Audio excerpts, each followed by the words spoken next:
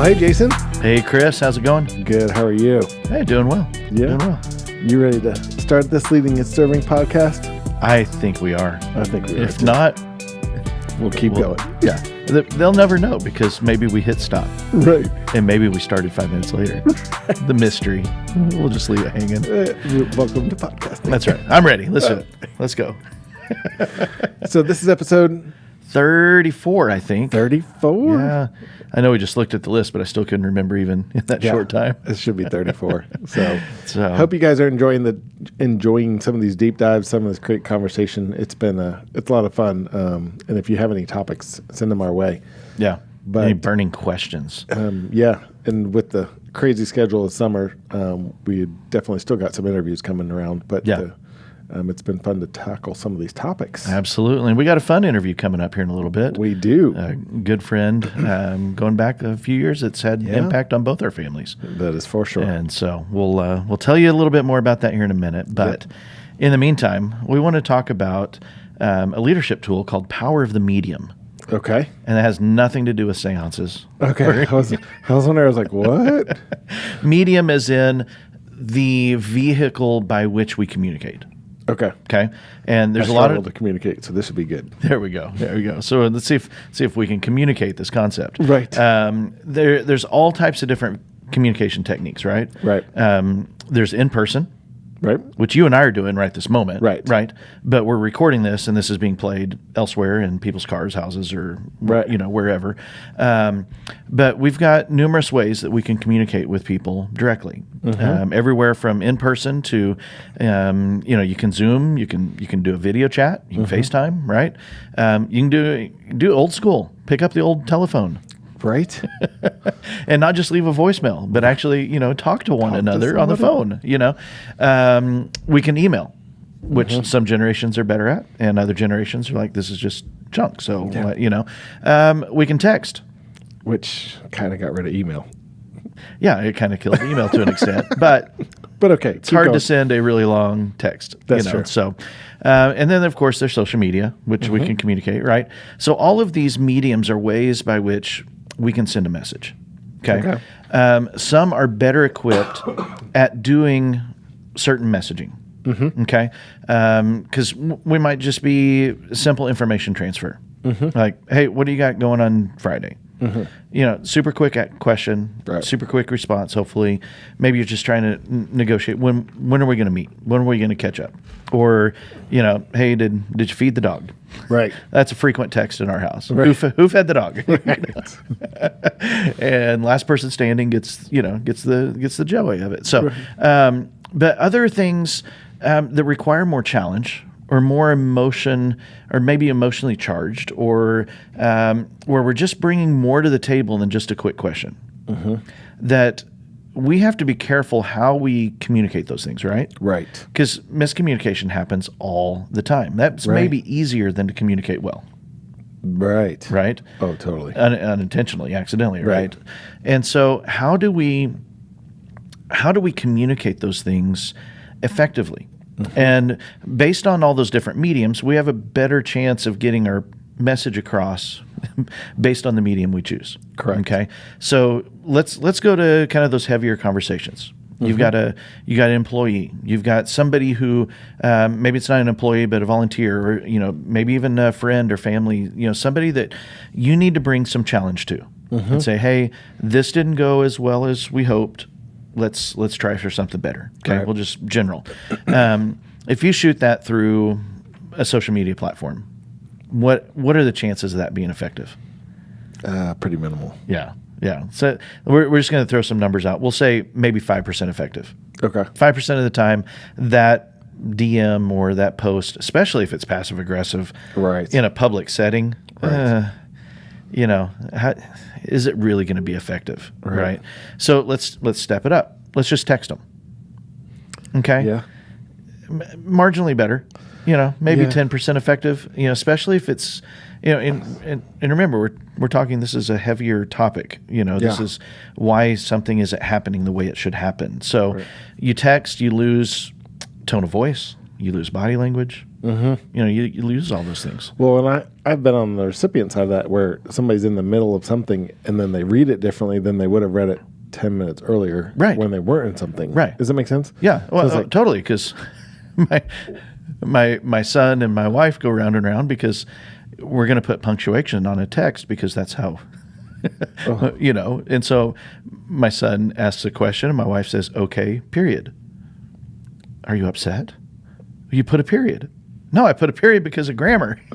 And that's just like one of our long-standing family jokes. Right. But yeah, I mean, you put something in one way, but a person reads it a whole nother way because there's a total of 3 characters. Right.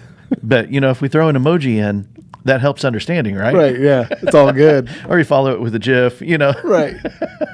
Right. So text is not that effective. No. I mean, it's effective for those smaller things. Yeah. Right. For the dog thing. Yeah. But when we talk about the bigger things, okay, well, let's step it up. Let's go to email. Now we can put more words. We can be a little more descriptive. We can share more. It feels a little more official. Maybe, now it's a little more on record because we can save an email easier and we can save a text. But really, we're only going to maybe 15% effective. Right.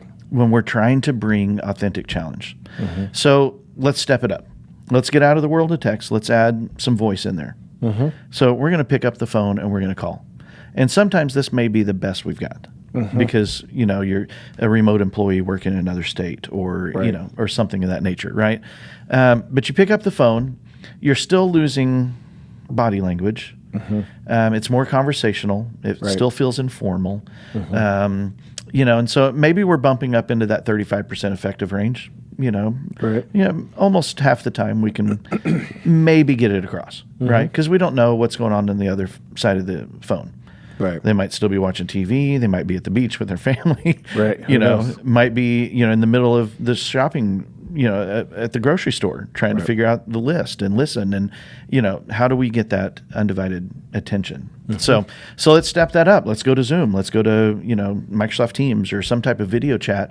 And now you get that face-to-face. You get that body language. You get the verbal. You can see, okay, the attention is there, So, yeah, we're pushing up in effectiveness. But if we can take that to in-person, then we are so much more effective, right?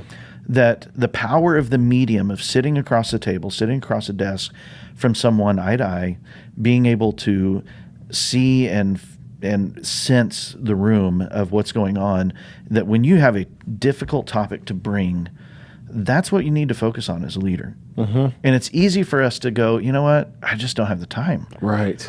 I don't even know that I have time to crank out an email. I'm just going to shoot a text. Yeah. And man, we're shooting ourselves in the foot when we do that. At least just to say, hey, when can we chat by phone? Or when, hey, can we hop on a video call later? Right. When can you swing by? That taking the time, the little bit extra time, it might take a 15-minute conversation. But when you're bringing those hard challenges, and you want to be effective at that, how many texts is it going to take? Yeah. How many phone calls is it going to take? Right. But if you can spend 15 minutes face-to-face and really work through the issue and really bring effective challenge in that moment so that they know, hey, I'm for you. Right.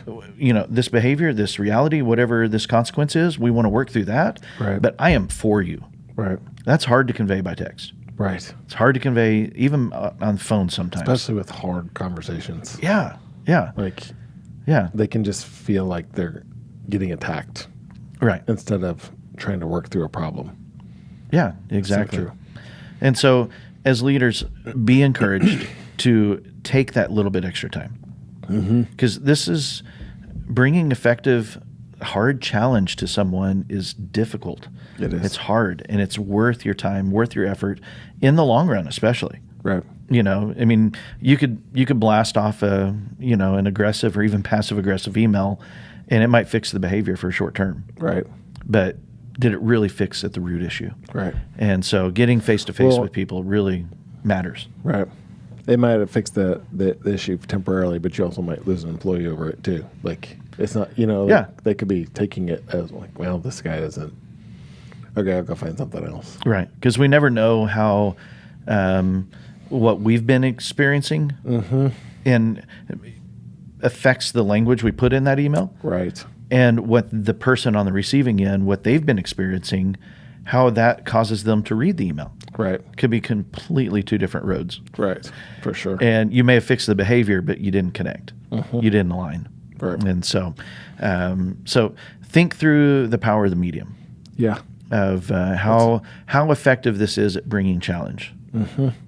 This is a good one, especially during your time management process of trying to make sure that you're staying on top of it. I guess at the end of the day, what we're talking about, I think that to save yourself time, it is better to do it in person. Yeah. I mean, 100%. I can't imagine the amount of time that you lose with like social media, text, and email, and maybe even phone calls. Yeah. That you lose. It's not an effective way to communicate the greatest way at first to be able to attack the problem and fix it than it is just to meet with the person, deal with it, and then move on. Right. And not everything requires the in-person. Right. And so to think through, to put it on a little scale. Yeah. And just say, what is the best way to communicate this one? Right. Is it a big enough problem that we need to meet? Right. Right. Or is it just something that we can just have a text about? Yeah. Or a quick chat. Because half the time, I mean, like you and I, it's easy to shoot a text like, hey, can you record on Monday morning, right? Right. But some weeks, it requires a phone call going, wait, everything's just way too confusing for text. Right. We got to step it up. Right. Then we have to have meetings sometimes. Yeah. And so, thinking through that with the people we love, we serve, we lead, of, what level of communication is appropriate for this. Right. And to not be afraid of the investment in that person, because that's an investment in fighting for their highest good. Right. And with the guests we're going to listen to here in a moment, talking about being our best selves. And, right. This is huge. Communication is huge. Yes. So, yeah. So we've got Trael Kelly coming to join us here on the podcast.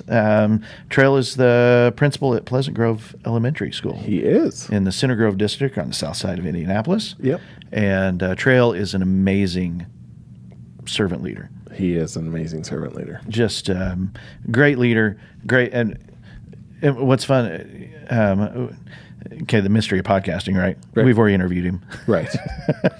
Timeline-wise, we're recording this after that. But I love that when he starts talking about leading in the schools and becoming a principal, he never uses the word lead. Yeah. I just now thought of this. He only uses the word serve. So let's listen to his heart for service. Let's do that. All right. Let's jump over.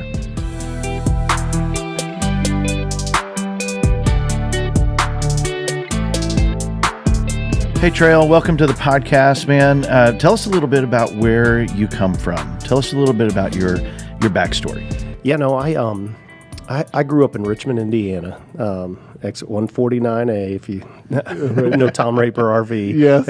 You've heard of it. I grew up in a pretty dynamic family, I would say, is that, I was real tight with my mom. My father worked on the road all the time, but he was a strong influence in my life. Believe it or not, he had grown up in a time and era in the United States where you have a lot of self-reflection. I would say that, I know this sounds weird, but he's the one that gave me my Christian principles and really developed them strong in me, and he was an atheist. Really? Yes.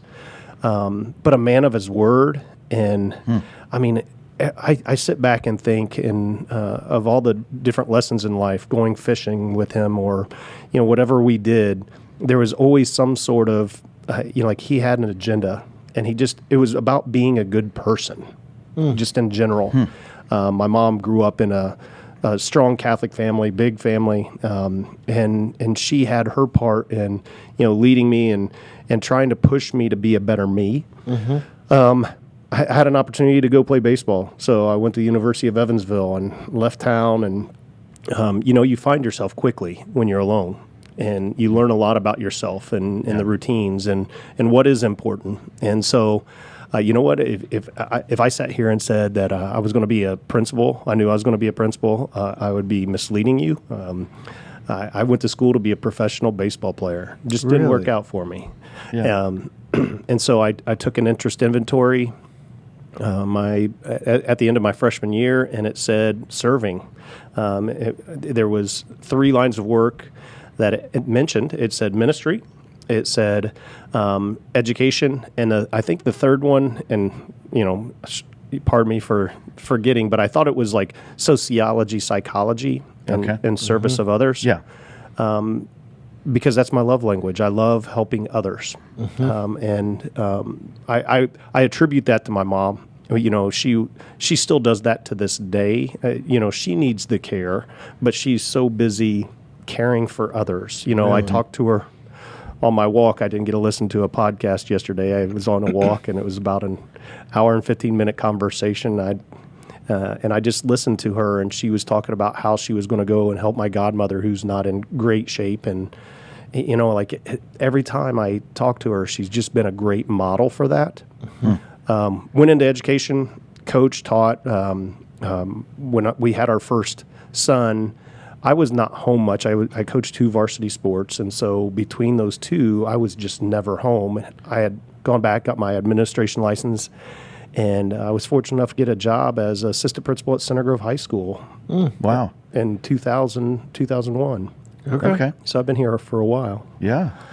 And that's, kind of been my journey. I learned a lot of, I had a great mentor. Matt Shockley was principal at Center Grove High School. Phenomenal individual. I can't say enough positive things. He's a mentor beyond just as an administrator, but just as a good human being, and really taught me how to stop, think, reflect, learn. And it was a good model, and I feel like I've taken that from him, and I've shared it with the masses that have come through, whether it's kids or teachers or, I have APs. I have a lot of positive people in my life, and I try to share that message. So really kind of a reflective person. My family, I have 3 children. I have Cooper, who's 21. He's going to be a senior at Purdue. I have a daughter, Quinn, who's going to Taylor University. Very cool. She's ready for the next adventure in life. And then I have a junior at Greenwood High School, Cade, who fills my summer schedule with baseball. But you know what? I do more than that. It's those one-on-one conversations in the car, and that you enjoy, life memories that I'll never forget. So, and then I have a wife, Christine. We've been married for 24 years. Congratulations. Yes. Next year I need to really start planning for that 25th. Right. I need to put that on the calendar. Yeah, too. I was going to say, you're welcome. We're glad we had this conversation. Absolutely. And, she's she's the yin to my yang. She challenges me, when I need to be challenged, but she's a good balance. And, here I am as principal of Pleasant Grove Elementary now for, I believe, 15 years. Wow. Yeah. That's awesome. It goes by quick. I bet. I bet. Yes. Well, and I know that's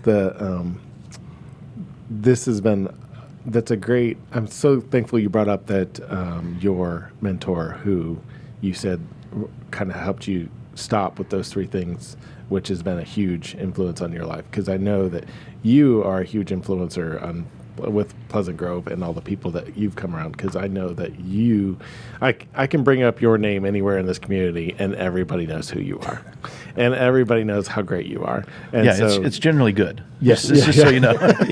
But so I definitely I really appreciate that, and thanks for bringing that up. Yeah. So tell us how those 3 things that you brought up, how you share those with those people that are around you working. The first thing, I'm not the best communicator, or so I've been told. But I think I try to model it and emulate it through just my life journey. When it comes down to reflection, I don't know why I'm that way.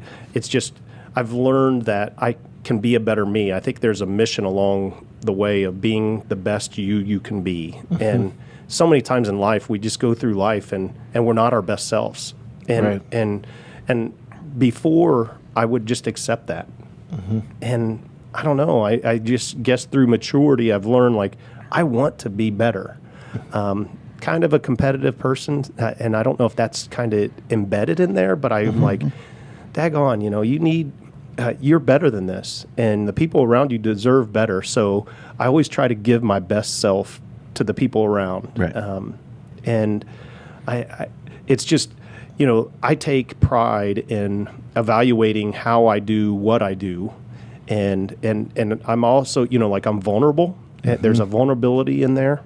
And I think that's where the learning really takes place, is that, so many times I would put up a guard. It's like, oh, that is the best me. And I would mislead myself and accept complacency. And I just learned. And I remember, through a work scenario where Matt Shockley, he was the principal at Center Grove, and I had been the dean, and I moved over to an assistant principal role. And he would ask those questions of like, okay, if you could do this again, how would you do it and make it better? And I didn't really ever stop in life and think like, oh, hold on, I can learn from this. I can truly reflect, and what would I do, and how?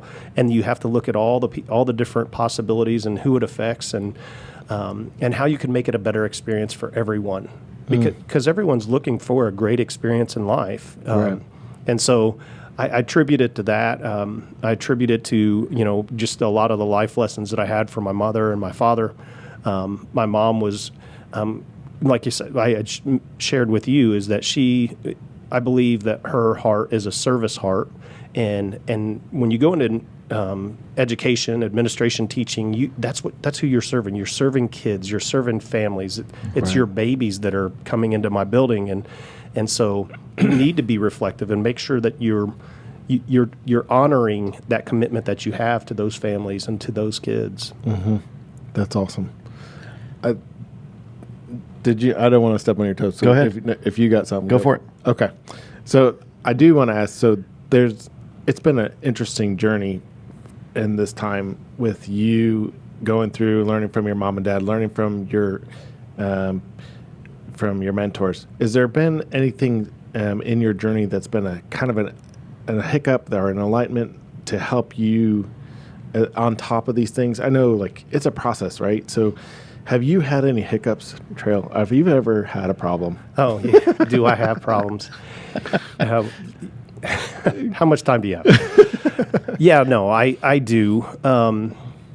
I go back to the first real life problem that I had, and it's not a problem, but it was a stopping point in my life. So, as I'd mentioned, I went to school to be a professional baseball player. Yes, and I remember. I mean, it's funny. Like, I could reflect on how many times my dad said, "What's your plan B?" And I was like, I don't need a plan B. Everything's going to go according to how I think it's going to go. Plan A is good enough. Right. And so right at the end of my freshman year in fall baseball, I blew out my arm. Oh, wow. It's kind of hard to play baseball if you've blown out your arm. Right. And it was just a reality check. My world came crashing down on me. I mean, that's what I slept with my baseball glove. Yes, literally. You hear about that. That's true. Yeah. And so I had to stop and really take time. I can't say reflect, but develop a plan of action. And I didn't know what I wanted to do. And so I think that's, a moment where I found peace when I did develop a plan. And, I went to school, it was probably like, hey, I should have transferred, maybe going back to a school closer to home, but I loved it there. People, I got to create me.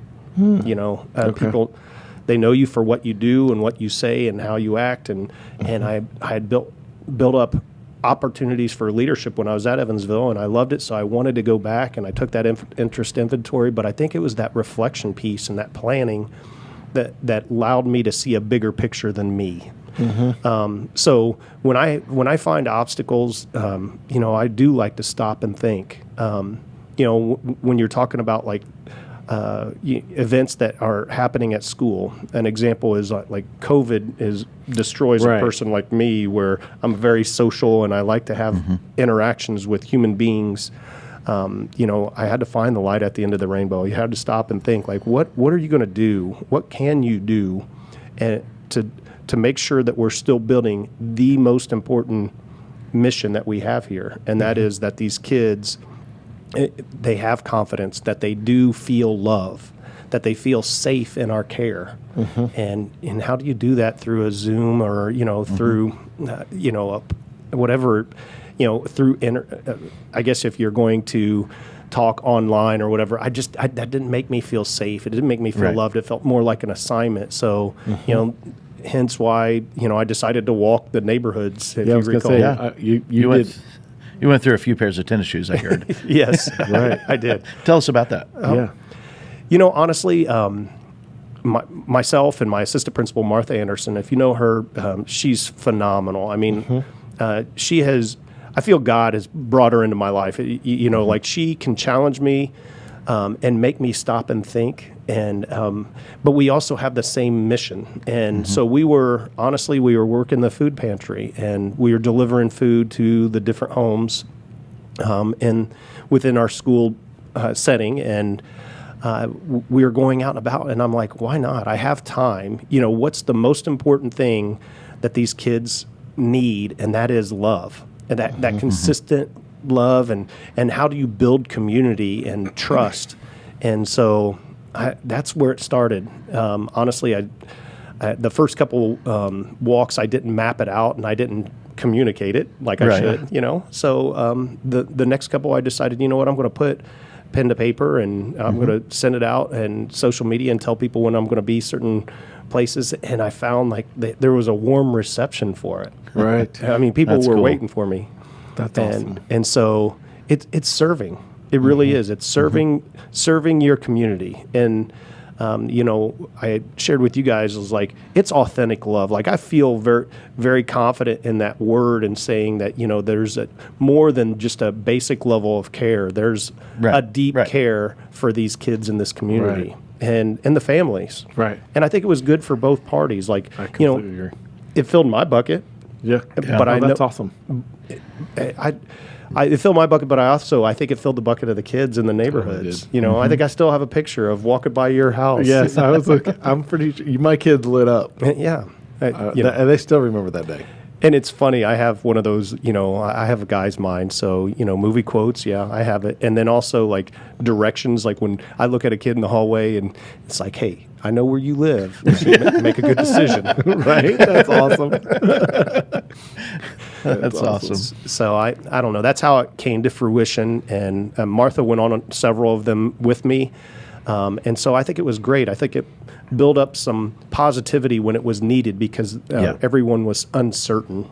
Right. And so such a great way to show love to the kids, that you actually show up at their house, like, and while they're there studying, Yes. Yeah. Oh, I wish I could do it again. And you know what? I need to do it again sometime soon. I do. I think it was well worth it. Not at the pace that I went. I know it was like a 10-day period. It was 161.7 miles. Wow. Oh, my And goodness.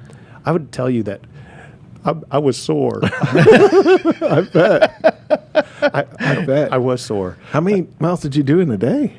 Oh, goodness. There was one day where I did 22. I think that was the max that I did. Oh, but it wow. was, it was normally around 13 or 14 miles, because I try to get certain neighborhoods.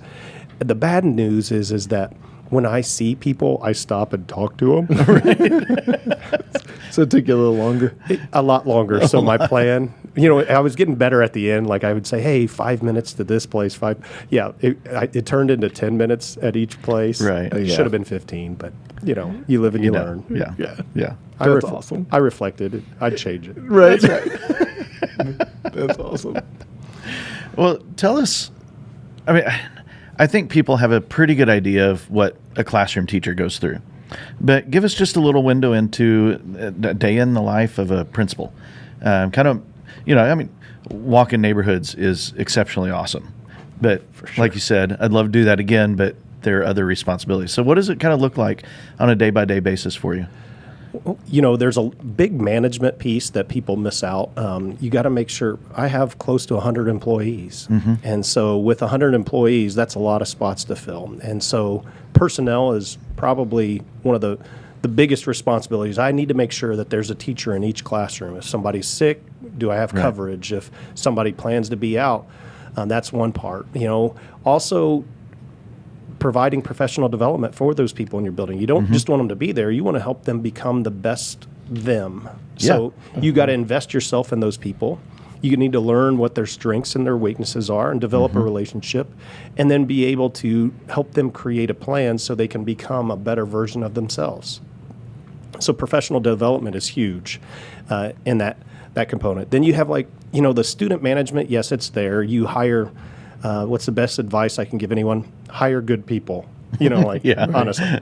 When I interview people, I've learned, I've kind of fine-tuned the trade, and I know what I'm looking for when I'm interviewing someone, and, what are those key words that really catch my eye or catch my ear.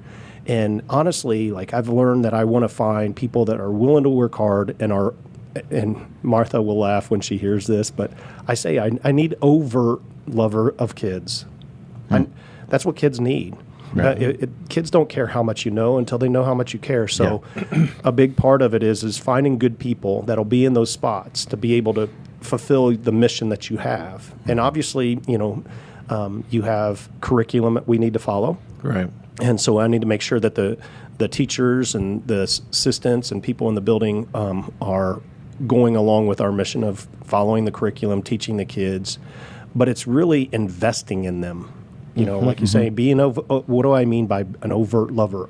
I want those kids to feel like they are part of their family, where you have genuine love and genuine care, and it's a snapshot of their life that we go, okay, hey, we're going to take you right now and we're going to build a better you, and we're going to help you, and we're going to hold your hand along the way. So if we'll give you the opportunity to make those life decisions, but, we're going to reel you back in and let you know, it's okay.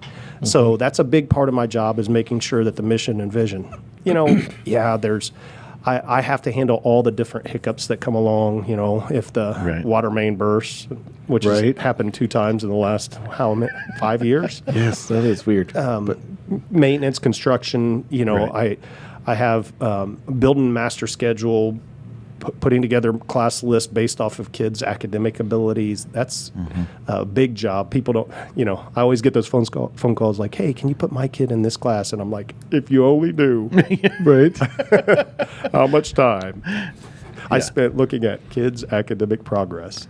I do know kids. I know kids not only as physical people, but also we have these data charts that I know from a progress, where they're at academically. And so if I sit in with a parent, I could say, here's a snapshot, and I can even pull it up and say, this is the direction that we're going, or maybe here's a strength, here's a weakness. So that's kind of the day-to-day. Okay. Obviously, there's discipline, there's, mishaps. Somebody misses a bus. I feel like I'm picking up a kid that's missed the bus, a couple times a week. Really? Right. And, why not? You want them there. If you go do it one time, and I know that some people are like, this is not an opportunity. You have a schedule, Trail. Somebody's here at 9:30, and I'm like, maybe this is the day where we get that kid to believe, we really are invested. We talk about serving. Wow. Yeah, that is huge. It is, and I never hesitate. And I think why is that they see you're committed to them, and you know what? They'll be committed to you. Right. That is so true. That's so good. Yeah. I kind of want to just get a little vinyl sticker for your car. It says courtesy shuttle. Kind of like when you take your car to the shop. It's you're like, we'll get you there. We'll get you home. But that moment for that kid is so much more important than whatever the 9:30 might be. Yeah. Absolutely. And take a chance on it. Absolutely. Well, outside the walls of the school, when you talk about being a parent, some of these parents are trying the best that they can. And I don't know about you guys. Right. I feel like I'm a good dad. I'm a good parent, but I've also failed my kids at times, and that's 100%. Tough. Mm-hmm. And so, some of these parents don't have the skills, or maybe they don't have the tools necessary. But if they call you and they want it, why wouldn't we provide it? If I could. Yeah. Oh, wow. That's awesome. I mean, you would do it for me if I called you guys up and I said, hey, I can't get my kids to school. Could one of you help out? I mean, I don't know you to that depth, but I still think you would do it. Yeah, Absolutely. for sure. You have a serving heart. And so I think, when parents come in, they find that to be true about me. And so they don't have any kind of hesitancy to call. And why not? Why not help out them and their kids? And then, you know what? They'll become more invested.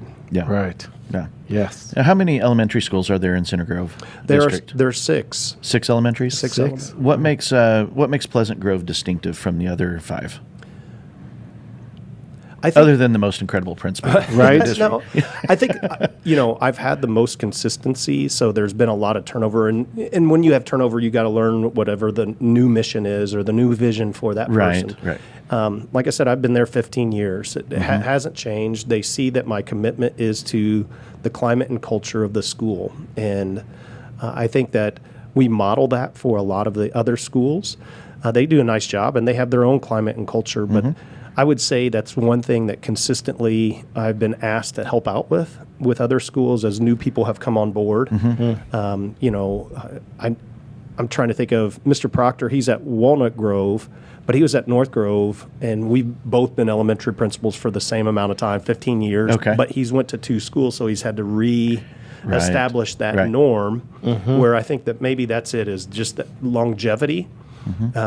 But there's no complacency there. Like, I'm still wanting Pleasant Grove to be the best Pleasant Grove it can be. Yes. And I think, people know, or like you say, reputation, like, I don't do well with compliments, so I appreciate what you guys have said, and that's kind of you. But, I'm still trying to be a better me.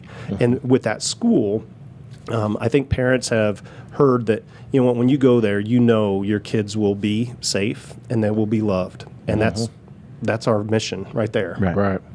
It's summed up pretty quickly. Yeah. So, Yeah. Simplicity there. Absolutely. So you mentioned earlier that COVID really kind of threw a monkey wrench in the whole thing. I mean, we've called it the Accelerator. We've called it, it's been a change agent for sure. So now as, schools have reopened and you're kind of finding that new groove, how has education shifted a little bit? What are there different issues that keep you up at night now? there are different issues. I think what COVID did is it broke down a locomotive going down the road. Like and you know what? Maybe we needed to look at education. It's been the same for a long time, and it was a great time to be reflective. And so the unfortunate part is that the kids that were in kindergarten and first grade, those are the 2 years that you're really teaching kids how to read. So kindergarten, first grade, we're going to do that online. We're going to teach you how to read online. Right. And Oh, wow. we weren't as effective. We weren't prepared to teach kids how to read. So those kindergarten, first graders, they were going into first and second grade. And now in second grade, which was, instead of learning to read, it was reading to learn. And those kids were not ready. Yeah. A vast majority. So you might have a handful, 5 or 10, that maybe struggled a little bit. But now we have more than half of our second graders still at a point where they're learning to read. Right. And we needed them to take off. Yeah. And so it's matriculated up. And then also what we had found was our preschoolers that were coming in for kindergarten, a lot of times they had readiness scores. Well, we do, I know it sounds silly, but when the kindergartners come in, we just test what they know, colors, numbers, beginning sounds, letters. And we were shocked, they had more time at home, but kids were coming in with less and less skills because they didn't send them to preschool, and then they were at home. And what we have found in this world is that it's a matter of like keeping kids entertained as opposed to educating them. Right. Yeah. And so much of COVID was just survival. Correct. Especially that first year. Families were just on autopilot to an extent. And I think one of the biggest obstacles is technology, honestly. Like right now, these kids, they're, I don't know if I should say they're addicted to their phones, but or even Chromebooks, iPads, whatever it may be, is that they lose out on the ability to attend. That's one. So I see kids with less ability to attend. So I'm saying attention. Also is that they do things for likes.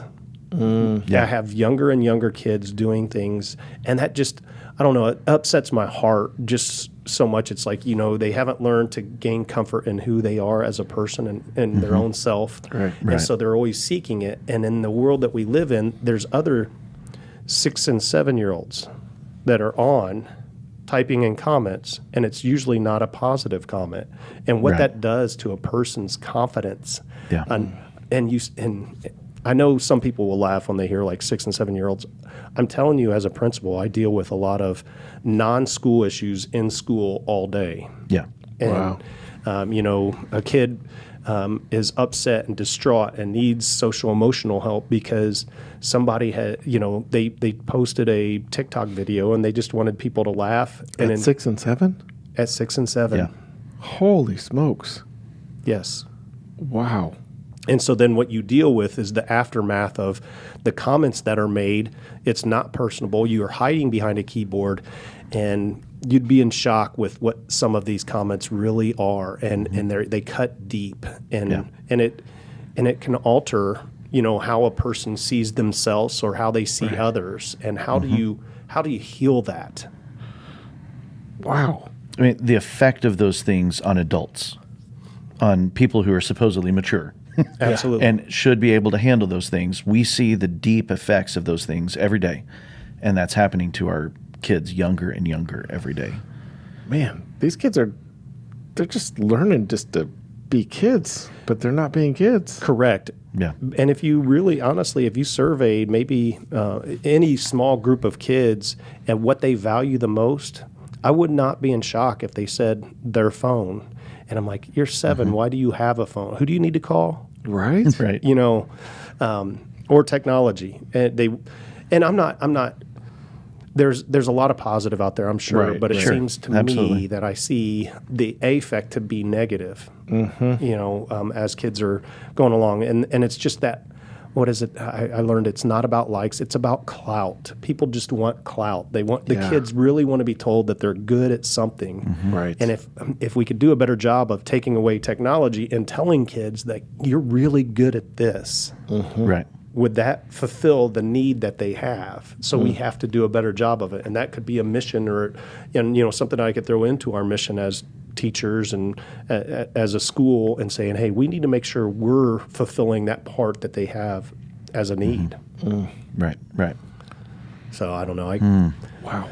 I'm still trying to wrap my head around that. Yeah. That is amazing. It is. I mean, It is. at some level, I probably knew it was out there, but my kids aren't in Pleasant Grove anymore. And so, but it's just, Yeah. wow. But we have high schoolers. Yes. And the now, effect that has on our high schoolers, that's much right. less 10 years younger. I just didn't think it that's- happened. Like, you're taking what probably at one point was a high school problem is now an early elementary problem, which is just yeah. mind-boggling to me. Yeah. Yes. Yeah. It's disheartening a little bit, but I don't know if parents truly know what goes on at a school. I was disheartened here recently. Like I went to my kids' school. They have a senior project at where my kids go to school, and so I was coming in and I was going to watch my daughter present her senior project. And as I walked the hallways, kids were in class and teachers were teaching, and it was a quick check. I can't validate it, but more than 50% of the kids, while the teacher was teaching, had their phones out in front of their face. Oh, wow. Now, that's at a high school, and maybe it's part of what the teacher was doing, but I would just sit back and I'm like, what are we doing, guys? Like, Right. Yeah. what are we teaching our kids, and how are we getting them prepared for life? Are we preparing them? Yeah, sure, they'll use their phones as they go along, but now it's almost to a point where we've gone past the threshold, and there's going to be a negative affect, and we need to stop and reflect and go, okay, Right. Yeah. how are we going to make the positive change that we need to make? Right. Well, I don't want to. So- Let's get back on track. I apologize. No, that's I think I good. threw So things 15 off. years Yes. at Pleasant Grove. So at this point, you've had some kids graduate high school, move on into college, into adulthood. What are some of the stories that you're seeing of this? What are some great stories you've seen in the last 15 years? I have, starting at the high school 21 years ago, I have a lot of return customers. So I have families that actually, I guess, I don't look for ways like, hey, how do I pat myself on the back? But I find it very, it fills my heart when I have a family that's purposefully looking for a house in Pleasant Grove because I was a positive influence on them when I was an assistant principal at Center Grove High School. And they know, like, hey, this guy, he is who he says he is. Right. He's not, there's nothing to hide. And so I think that's a cool story that I take with me, is that I have some of those kids have already come, and their kids are, already in middle school, high school, but they moved purposefully to Pleasant Grove. I think that's really cool. I've had numerous, students of students, I guess, and that fills my heart. I'm trying to think of others. Have you had a chance to interview previous students as potential staff? Absolutely. That is just cool. I mean, that's when you see people grow up and you know them, and you know them within. I'm trying to think of Miss Nussbaum. She was the younger sister of. I don't know how many years younger she is than her brother, but her brother was, when I was at the high school, he was an office assistant for me and became an orientation leader and just was a great leader. Right. And he had this younger sister at home that I didn't know her as well, but I knew the family. Yeah. And so she wanted to work at Pleasant Grove, and I got to know her. She did her student teaching. We didn't have an opening. She took a job somewhere else. And then when we had an opening, she said, hey, coming on back. I'd love to come back if I could. And just a phenomenal person. She's an incredible individual. And that fills your heart. Yeah. Selfishly, I had the reward, but I was hiring a great person who was going to love kids. People a little bit deeper. Yeah. It makes it easier to interview those people. Right.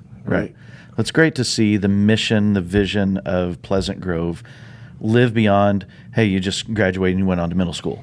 Right. But now, even as adults, they're still living into showing up in authentic love and just being there and being for kids and investing in our families. That's huge. It's huge. It's amazing. You say that, and I had a message to this class specifically, this 5th grade class that's getting ready to go over there. And I think it's a message that we need to send out into the world, is that I stopped. I mean, I talked to them, no notes, just I had it down on paper, safe and loved. And I wanted to make sure every kid knows that. Like, if there's ever a point in your life, if you're a kid, you shouldn't have to worry about safety. But if you feel unsafe, you should have a group of people that you would be comfortable going to.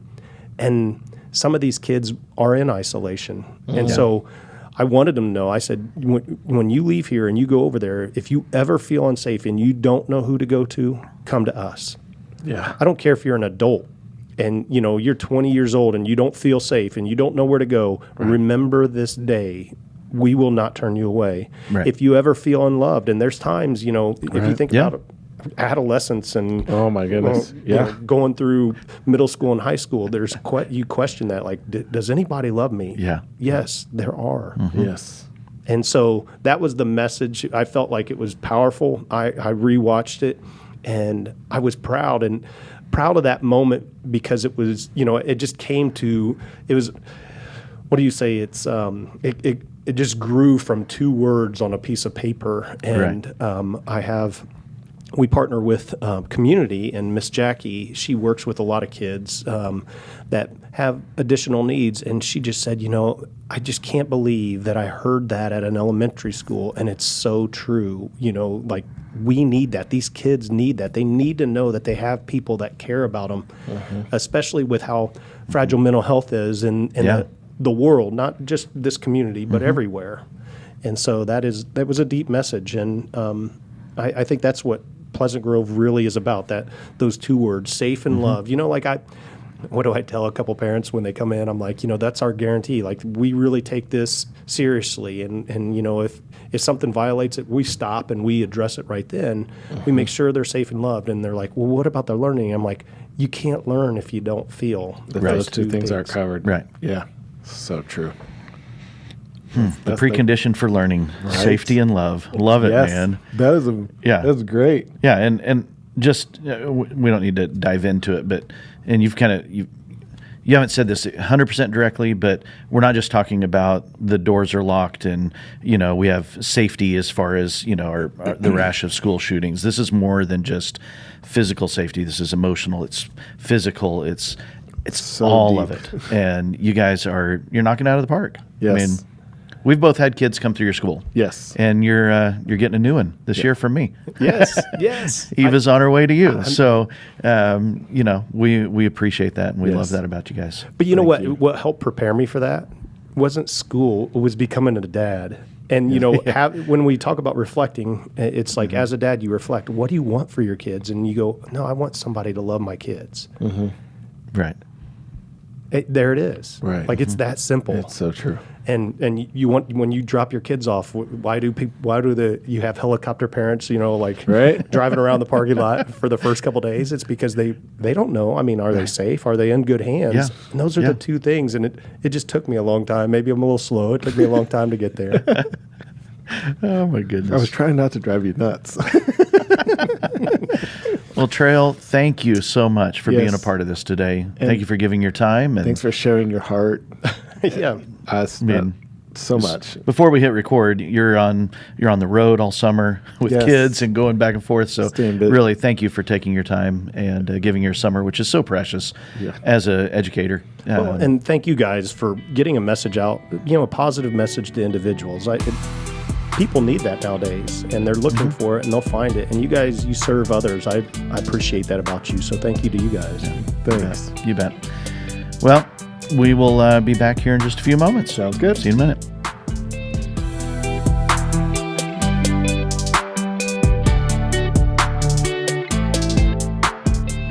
Well, Jason, I always appreciate talking to Mr. Kelly, and it's kind of hard to call him Trael, but it is. Yeah. Anyways, I always enjoy talking with him because I feel like every time I talk to him, you just kind of feel this sense of keep getting better, keep working on you. And he wants that for you and everybody around him. He's talking about how do I be my best self for others? How do I encourage and bring out someone else, the best in someone else, right? So they can be their best self. I mean, that's. So every time you talk to him, you got to be your best self. It's like, because if not, then you're not doing something right. You know what I mean? I love his inspiration. I love his heart, and I love his leadership has been amazing. I mean, in 15 years, he has done an excellent job of being principal. And I wasn't joking if you say his name in this vicinity, the people that know him, he does an amazing job. Right. And, we talked directly about the influence he had when he walked the neighborhoods during COVID for his kids and his families. Right. What that meant to people that weren't even a part of Pleasant Grove. Yes. Is huge. Yeah. I mean, we didn't even touch on that. And so, Trael, if you're listening at this point, man, you had an impact on the community, on the area. I mean, that really, really, really just wonderful. That when you just give of yourself and just say, hey, I'm going to do something that's fun and, he was probably the healthiest guy in COVID. He was. Well, and you know what? I mean, I wanted to chat with him about it, but it wasn't, we didn't get to it yet.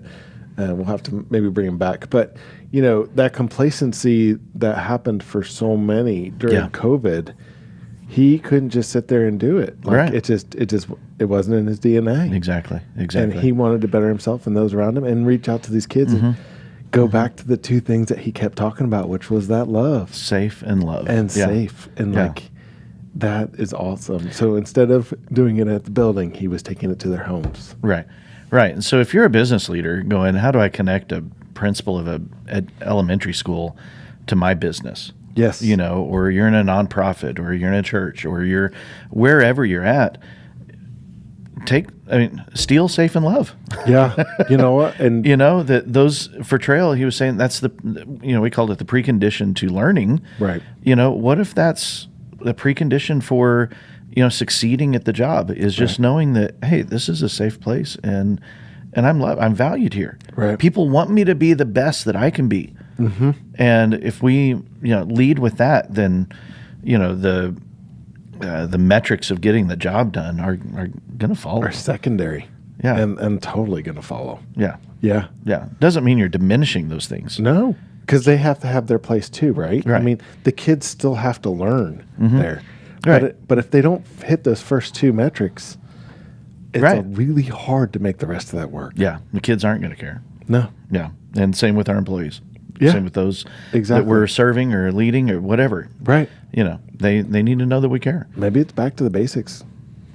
Keeping it back to the basics, Jason. Maybe this is some insight for today. Yeah. Why did we ever leave the basics? I don't know. I don't know. Why do we have to make it more Well, complex? maybe we do it just naturally because we think it's going to be the next best thing or the next, Yeah.